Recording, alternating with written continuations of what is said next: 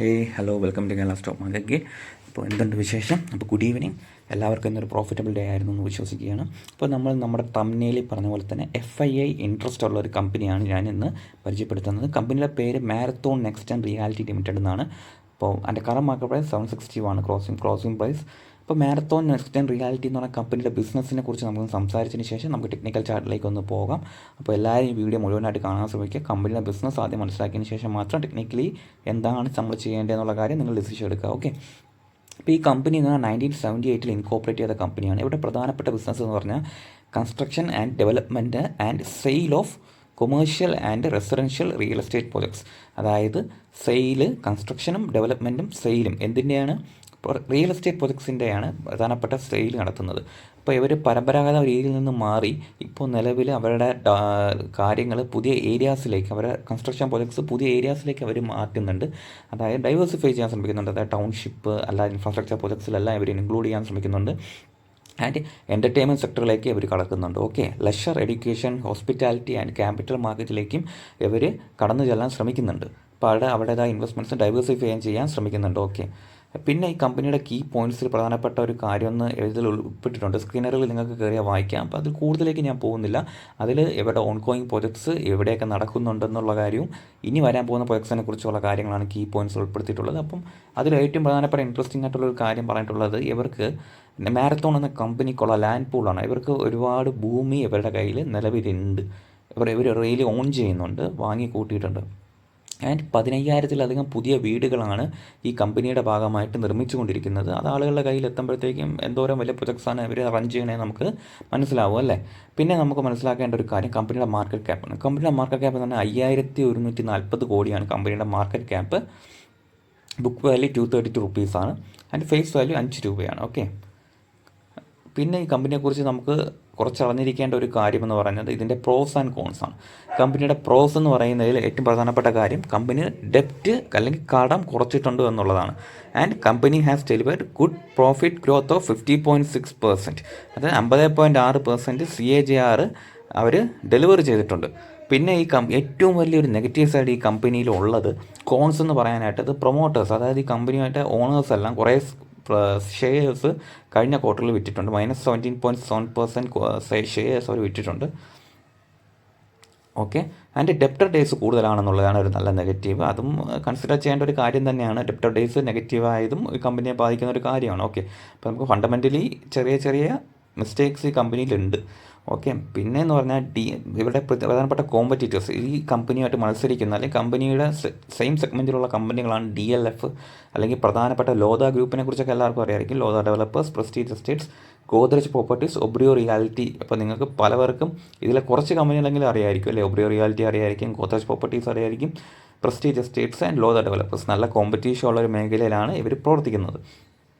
പിന്നെ നമ്മൾ quarterly result നോക്കുകയാണെങ്കിൽ തന്നെ മാർച്ചിൽ കഴിഞ്ഞ ഡിസംബർ വെച്ച് നോക്കുമ്പോൾ 149 ക്രോഡ്സ് കൂടുതലാണ്. ആൻഡ് എക്സ്പെൻസും 107 ക്രോഡ്സ് ആണ്. ഓക്കെ. അപ്പോൾ ഇതും നമ്മളൊരു കൺസേൺ ആക്കേണ്ട കാര്യമില്ല.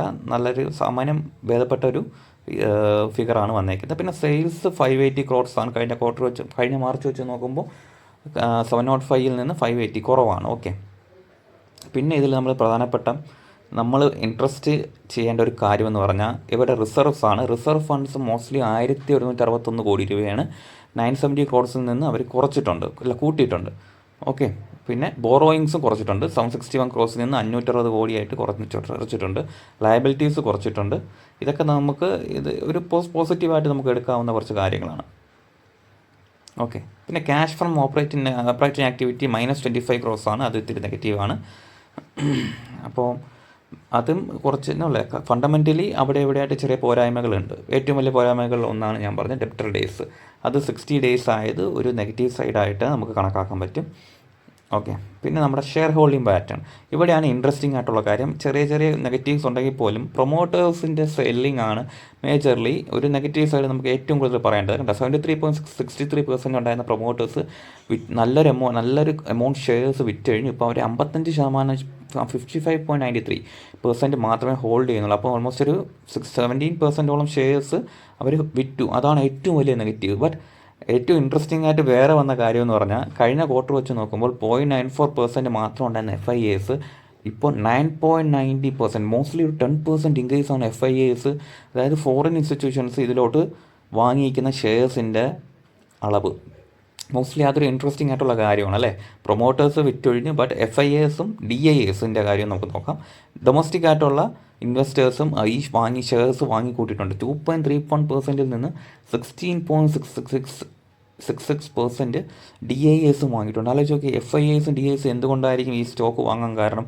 അവരവരുടേതായ കണ്ണിൽ ഈ കമ്പനിയുടെ ബിസിനസ് നല്ലതാണെന്ന് തോന്നിയോണ്ടായിരിക്കത്തില്ലേ അവർ ഇതിൽ വാങ്ങിക്കൂട്ടിയിരിക്കുന്നത്. മോസ്റ്റ്ലി 1%, 2% അല്ല, ഇരട്ടി ശതമാനമാണ്. മോസ്റ്റ്ലി 0.94%-ൽ നിന്ന് 10% അധികം അവർ വാങ്ങിയിട്ടുണ്ടെന്ന് പറയുമ്പം FIAs വാങ്ങിയ ക്വാണ്ടിറ്റി നിങ്ങളൊന്ന് ആലോചിച്ച് നോക്കി. ആൻഡ് DIAs ആണെങ്കിൽ 2.31%-ൽ നിന്നും 16.66% വാങ്ങിയിരിക്കുന്നത്. സോ വലിയൊരു എന്താ പറയുക പീക്കാണ് ഉണ്ടായിരിക്കുന്നത്. ആൻഡ് ഇൻട്രസ്റ്റിംഗ് ആയിട്ട് വേറൊരു കാര്യമുണ്ട്. FIAസും DIAസും ഈ സ്റ്റോക്ക് വാങ്ങിക്കൂട്ടിയപ്പം പബ്ലിക്, നമ്മളെപ്പോലത്തെ റീറ്റെയിലേഴ്സ് ഈ സ്റ്റോക്ക് ഹോൾഡ് ചെയ്യുന്നത് കുറച്ചു. കഴിഞ്ഞ ക്വാർട്ടറിൽ 23.12% ആയിരുന്നു നമ്മൾ ഹോൾഡ് ചെയ്തിരുന്നത്. എന്നാൽ ഇപ്പോൾ നോക്കുകയാണെങ്കിൽ അത് വെറും 17.53%. നമ്മളെപ്പോലത്തെ പബ്ലിക് ഷെയർ വിറ്റപ്പോഴത്തേക്കും FIAസും DIAസും ഈ ഷെയർ വാങ്ങിച്ചു കൂട്ടുകയാണ് ഉണ്ടായത്. ഓക്കെ, അപ്പോൾ അത് ഇൻട്രസ്റ്റിംഗ് ആയിട്ട് വന്നൊരു കാര്യമാണ്. അപ്പം നമുക്കിതിൻ്റെ ടെക്നിക്കലി ഉള്ള കാര്യങ്ങളും കൂടെ ഒന്ന് നോക്കാം. ഓക്കെ, അപ്പോൾ നമുക്കിതിൻ്റെ ടെക്നിക്കൽ ചാർട്ടിലേക്ക് ഒന്ന് പോവാം. ടെക്നിക്കൽ ചാർട്ട് നോക്കുകയാണെങ്കിൽ ഞാനിവിടെ കാണിച്ചു തരുന്നത് ഒരു ഓൾ ടൈം ഹൈ ബ്രേക്ക് ഔട്ടാണ് വീക്കിലിയിൽ നമുക്കിവിടെ കാണാൻ കഴിയുന്നത്. നിങ്ങൾ നോക്കിയാൽ അറിയാം, സ്റ്റോക്ക് മോസ്റ്റ്ലി ഒരു 761 റേഞ്ചിൽ നിന്ന് 300 റേഞ്ചിലേക്ക് വീക്കിലിയിൽ കറക്റ്റ് ചെയ്തിട്ടുണ്ട്. ആൻഡ് സ്റ്റോക്ക് ബ്രേക്ക് ഔട്ട് ചെയ്ത് ഇപ്പോൾ നിലവിൽ 760 റേഞ്ചിൽ ട്രേഡ് ക്ലോസ് ചെയ്തൊക്കെയാണ്. നമുക്ക് ഡേ ചാർട്ട് പോവുകയാണെങ്കിൽ നിങ്ങൾ നോക്കി, ഇവിടെ ഒരു ട്രെൻഡ് ലൈൻ ബ്രേക്ക് ഔട്ട് നടന്നിട്ടുണ്ട്. ട്രെൻഡ് ലൈൻ ബ്രേക്ക് ഔട്ടിന് ശേഷം മാർക്കറ്റ് പതിയെ അപ്പ് പോവുകയാണ് ഉണ്ടായത് അല്ലേ. അപ്പോൾ ഇതിൽ ഞാൻ നോക്കുന്ന ബൈയിങ് ഏരിയാസ് ഞാൻ ഒന്ന് വ്യക്തമാക്കുകയാണ്. എനിക്ക് സ്യൂട്ടബിളായ ബൈയിങ് ഏരിയാസ് ഞാൻ പറയുകയാണ്. അപ്പോൾ ഇത് നിങ്ങൾ എടുക്കാൻ വേണ്ടിയിട്ട് ഞാൻ പറയാനല്ല, ഞാൻ ഇതിൽ എവിടെയൊക്കെ ഒരു ബൈയിങ് സാധ്യത നോക്കും എന്ന് വ്യക്തമാക്കുകയാണ്. ഓക്കെ, അപ്പോൾ നമുക്ക് നോക്കുകയാണെങ്കിൽ എവിടെയൊക്കെയാണ് ഡിമാൻഡ് ഏരിയാസ് മാരത്തോൺ എന്നാണ് സ്റ്റോക്കിലുള്ളത്. 761-ൽ നിന്ന് 547 വരെയൊക്കെ ഈ സ്റ്റോക്ക് കറക്റ്റ് ചെയ്യുമോ മാർക്കറ്റാണ് പറയാൻ കഴിയത്തില്ല. ഈ ഒരു റേഞ്ചിൽ വന്ന നല്ലൊരു ഡിമാൻഡ് ഏരിയ ആയിട്ട് മാരത്തോൺ എന്ന സ്റ്റോക്ക് വർക്കാവാൻ സാധ്യതയുണ്ട്. രണ്ടാമത്തെ ഡിമാൻഡ് ഏരിയ എന്ന് പറയുന്നത് നമുക്കിവിടെ കാണാൻ കഴിയുന്നത് 672 റേഞ്ച് നല്ലൊരു ഡിമാൻഡ് ഏരിയ ആയിട്ട് വർക്ക് ചെയ്യാനായിട്ട് സാധ്യതയുണ്ട്. ആൻഡ് നമ്മളിവിടെ സൂക്ഷ്മമായിട്ട് നോക്കുകയാണെങ്കിൽ നമുക്കിവിടെ അറിയാം, ഒരു ട്രെൻഡ് ലൈൻ സപ്പോർട്ട് പിടിച്ചാണ് ഈ സ്റ്റോക്ക് പോകുന്നത്. നിങ്ങൾ നോക്കിയേ, കണ്ടോ, ഒരു ട്രെൻഡ് ലൈൻ സപ്പോർട്ട് പിടിച്ചിട്ടാണ് ഈ സ്റ്റോക്ക് പോകുന്നത്. ആൻഡ് ഇപ്പോൾ ഒരു ഓൾ ടൈം ഹൈയിൽ നിന്ന് സ്റ്റോക്ക് ബൈയിങ് പ്രഷർ കാണിക്കുകയാണ്. നിങ്ങളിവിടെ നോക്കിയാൽ അറിയാം, നമുക്ക് ഈ സ്റ്റോക്കിൻ്റെ ഒരു മൂവ്മെൻറ്റ് ക്യാൻഡിൽസ് സ്ട്രോങ്ലി വാച്ച് ചെയ്താൽ നമുക്ക് മനസ്സിലാവുന്ന കാര്യം, ബയേഴ്സ് ഈ സ്റ്റോക്കിൽ സ്ട്രെങ്ത്ത് കാണിച്ച് മാക്സിമം അപ്പ് കൊണ്ടുപോകാൻ നോക്കുകയാണ്. അപ്പോൾ അങ്ങനെ മൊമെൻറ്റം കിട്ടുവാണെങ്കിൽ ഒരു 835 റേഞ്ച് വരെയൊക്കെ ഈ സ്റ്റോക്ക് പോകാൻ സാധ്യതയുണ്ട്.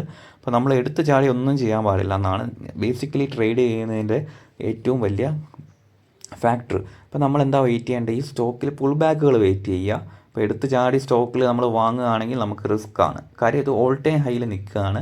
മേ ബി സെല്ലേഴ്സും എൻ്റർ ചെയ്യാനുള്ള സാധ്യതയുണ്ട്. അപ്പോൾ ഇവിടെ നിലവിൽ നമുക്കിവിടെ കാണാം, ക്യാൻഡിൽസ് വാച്ച് ചെയ്ത് നമുക്ക് മനസ്സിലാവുന്ന കാര്യം, സ്റ്റോക്കിൽ മാക്സിമം ബൈയിങ് പ്രഷർ കൊടുത്ത് മാർക്കറ്റിന് അപ്സൈഡ് കൊണ്ടുപോകാനാണ് സാധ്യത. ഇപ്പോൾ ഈ മൊമെൻറ്റം മേ ബി ഒരു 830 റേഞ്ച് വരെയൊക്കെ പോകാൻ സാധ്യതയുണ്ട്. നമുക്കപ്പോൾ ഒരു പുൾ ബാക്കിന് വേണ്ടി വെയിറ്റ് ചെയ്യാം. അപ്പോൾ പുൾ ബാക്ക് വന്നാൽ ഉള്ള മേഖലകൾ നമ്മൾ സൂചിപ്പിച്ചിട്ടുണ്ട്, 670 ആൻഡ് മേ ബി ഈ റേഞ്ചിലൊക്കെ വന്ന്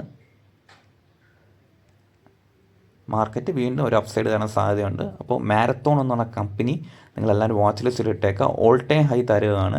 അതുകൊണ്ട് തന്നെ നല്ല ട്രേഡിംഗ് ഓപ്പർച്യൂണിറ്റീസ് വരുന്ന ഡേയ്സിൽ കിട്ടാൻ സാധ്യതയുണ്ട്. അപ്പോൾ ഞാൻ അതിൻ്റെ കറക്റ്റ് എൻട്രി എക്സിറ്റ് ഞാൻ പറയുന്നില്ല. കാര്യം നമുക്ക് അതിൻ്റേതായൊരു എന്താ പറയുക, സെബി മാനദണ്ഡങ്ങൾ പാലിച്ച് മാത്രമേ നമുക്ക് വീഡിയോ ചെയ്യാൻ കഴിയത്തുള്ളൂ. അതുകൊണ്ട് തന്നെ എൻട്രി എക്സിറ്റ് ഒന്നും പറയുന്നില്ല. നമ്മൾ പഠിക്കുന്ന ഒരു സ്റ്റോക്ക് ഏതാണെന്ന് മാത്രം വെളിപ്പെടുത്തുകയാണ്. അപ്പോൾ ഈ വരുന്ന ദിവസങ്ങളിൽ നല്ല എൻട്രി പോയിന്റുകൾ വരികയാണെങ്കിൽ ഞാൻ എന്തായാലും ഒന്ന് അപ്ഡേറ്റ് ചെയ്യാം. നിങ്ങളുടെ ഒരു വിവേചന ബുദ്ധി ഉപയോഗിച്ച് കാര്യങ്ങൾ തീരുമാനിക്കുക. ഓക്കെ, അപ്പോൾ ടെക്നിക്കൽസും ഞാൻ ജസ്റ്റ് സൂചിപ്പിച്ചിട്ടുണ്ട്. ഓൾ ടൈം ഹൈ ബ്രേക്ക് ഔട്ടാണ്, ഹൈ വോളിയമാണ് ആൻഡ് മൊമെൻറ്റവും ഉണ്ട്.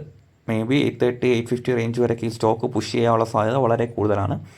അപ്പോൾ ഞാൻ വേറൊരു വീഡിയോ ആയിട്ട് വരുന്നതായിരിക്കും. അപ്പം ഇങ്ങനെ ഞാൻ ഈ ഇങ്ങനെ ലൈറ്റായിട്ട് മാത്രമേ നമുക്ക് പറഞ്ഞ് ഈ വീഡിയോ അവസാനിപ്പിക്കുകയാണ്. അപ്പം ഈ സ്റ്റോക്കിൻ്റെ ബാക്കി അപ്ഡേറ്റ്സ് വരുന്ന ഡേയ്സിൽ ഞാൻ വീഡിയോയിൽ ഉൾപ്പെടുത്താൻ ശ്രമിക്കാം. അപ്പോൾ എന്തായാലും നിങ്ങൾ ഈ സ്റ്റോക്ക് നിങ്ങളുടേതായ രീതിയിലൊന്ന് പഠിച്ച് എല്ലാത്തിനും തയ്യാറായിരിക്കുക. Okay, thank you.